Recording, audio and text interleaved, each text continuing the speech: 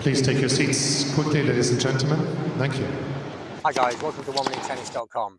In today's session, I want to talk to you about how to create the right relationship between your hand and the racket head to get terrific topspin and racket speed and power into your forehand. Now in recreational play, what we very often see is prior to contact with the ball, that the racket head is level with the hand. And then as the player attempts to get topspin, they pull the racket upwards, but the drag and upward movement and the attempt to get spin is too late. We need the racket head to be below the hand prior to contact. In every high-level forehand that you see, when the player is hitting topspin, then the racket head drops below the hand and remains below the hand until contact. Quite simply, if the racket head is level with the hand prior to contact, then any effective topspin is impossible. So we need to make sure that the racket head is below the hand.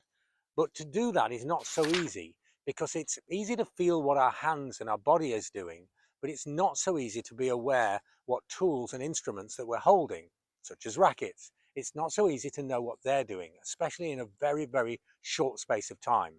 So a great way of getting the feeling for this is to choke upon the grip and think about where the racket butt is going. You see, if the racket butt is pointing across to the side prior to contact, then there cannot be topspin. I can push the ball up, I can make it roll, but I won't get any effect on the ball to change the flight of it, to shape the ball. But if the racket handle is pointing at a 45-degree angle up and a 45-degree angle away, then now I'm in the perfect position to snap the racket upwards and to get topspin. So using the racket butt in this way is a great way of understanding and comprehending where the angle of the racket and the relationship between the racket head and the hand should be. And now how to get it in actual play. And to do this, you've got to think about looseness.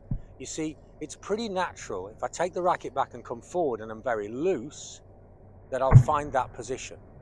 But as soon as I tighten the grip and add tension and strength and stress to my contact with the racket, then the racket straightens.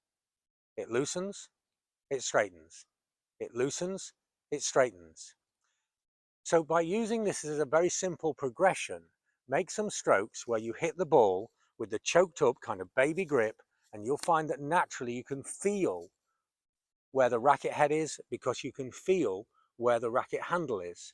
And then go back to a normal grip and totally relax through the stroke, and the racket head will go below the ball until contact, and you'll get way more topspin, a faster swing, and more power and effect and control on your forehand.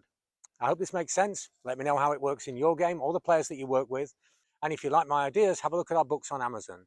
It's a blend of science and detailed information on the anatomy and physics of the strokes, and then with super simple explanations such as this. Everything geared to make the real change to your game. Or join a community of players in over 35 countries all over the world who are having one-to-one online coaching with me. It's a unique service where we provide video analysis and then personalized lessons such as this. It's inexpensive and really effective. For more information, have a look at the website or email me. So make sure that the relationship between your racket head and your hand is correct. Remember, the racket head must be below the hand prior to contact, and then you'll get the kind of whip and snap that enables you to control the ball, to shape the ball, and hit fantastic forehands. Thanks for watching. See you next time for more unique tennis lessons that really work.